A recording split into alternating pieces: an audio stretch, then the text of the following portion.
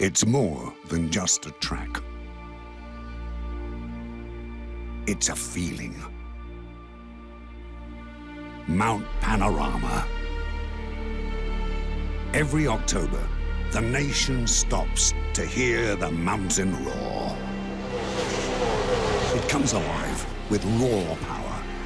28 screaming V8 engines, charging committed every single lap. The fighter jet, the crowd, the symphony of supercars on the start line. The mountain roars to life.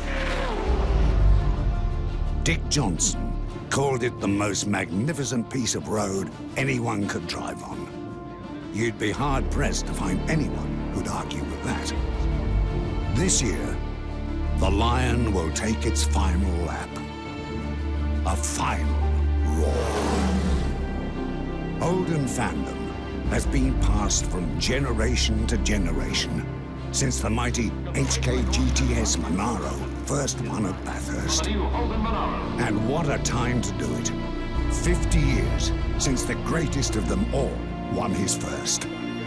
That's right, Peter Brock, back in 1972, who steered his XU1 into the history books and into our hearts. I'm told that the crowd was a bit dry. It's been 35 times that Holden has won here at the mountain. And what a roll call of superstars.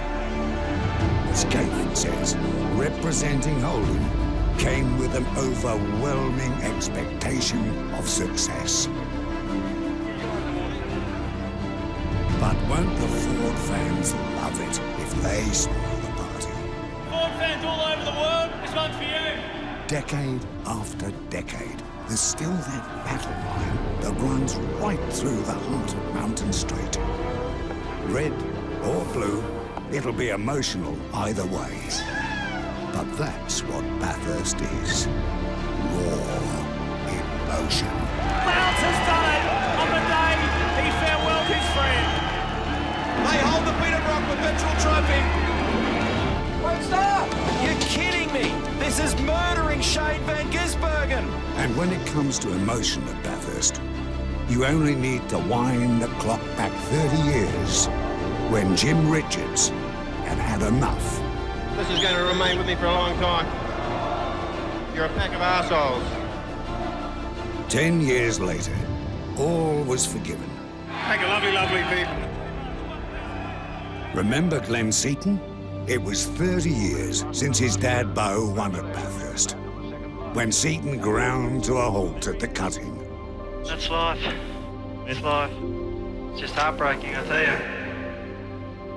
Ironically, nearly 3 decades on, his son Aaron lines up in the great race for the first time. Just imagine it.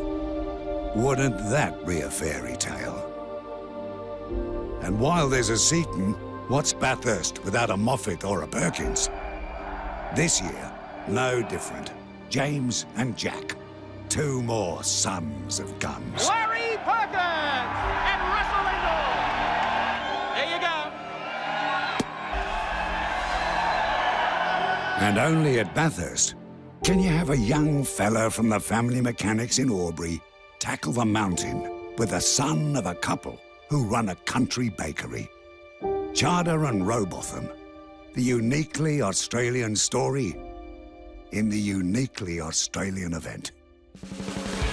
It's called the Great Race for a reason, where drivers become legends, This was to be his day, the king of Bathurst. where moments on track turn into Bathurst folklore. They are 2 heated competitors. It takes teamwork, strategy, and ticker to take on this race. Huge, huge, huge moment through the chase. It takes raw skill to master it, and a decent dose of luck to conquer it. And Mostert goes through him. I'm out of breath. It's an unbelievable outcome. Barry Perkins once said, "You've got to finish before you can win." Ain't that the truth?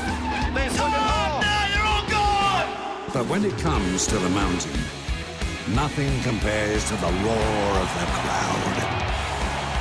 A sea of passion from deeply loyal fans on an annual pilgrimage.